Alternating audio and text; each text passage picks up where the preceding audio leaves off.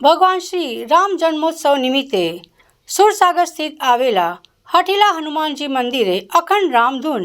સંસ્કારી નગરીના સુરસાગર કિનારે આવેલા સુપ્રસિદ્ધ શ્રી હઠીલા હનુમાન મંદિર ખાતે રામનવમીના પવિત્ર પર્વથી ધાર્મિક મહોત્સવનો પ્રારંભ થયો છે.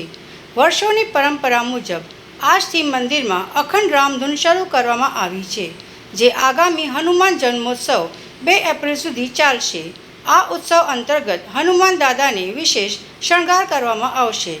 હનુમાન જન્મોત્સવના દિવસે સવારે વિશેષ પૂજા, બપોરે સત્યનારાયણની કથા અને રાત્રે ભવ્ય સુંદરકાંડ પાઠનું આયોજન છે. મંદિરના ટ્રસ્ટીઓએ તમામ ભક્તોને આ ધાર્મિક પ્રસંગમાં લાભ લેવા ભાવભર્યું આમંત્રણ પાઠવ્યું છે. સમગ્ર સુરસાગર વિસ્તાર હાલ શ્રીરામના નાદથી ભક્તિમય બની ગયો છે. ત્યારે વડોદરા તમામ ભક્તોને મંદિરના મહારાજે આ અખંડ રામધૂનનો લાભ લેવા આમંત્રણ પાઠવવામાં આવ્યું છે. વધુમાં મંદિરના મહારાજે જણાવ્યું કે જય શ્રી રામ. સર્વ ભાવિ ભક્તોને જણાવવાનું કે આજથી રામનવમીથી આજે જે શ્રી હઠીલા હનુમાન મંદિર સુરસાગર કિનારે આવેલા જે વર્ષોની પરંપરાગત રીતે ચાલતી આવતી આજથી શ્રીરામ જય રામની ધૂનનો પ્રારંભ કરવામાં આવ્યો છે.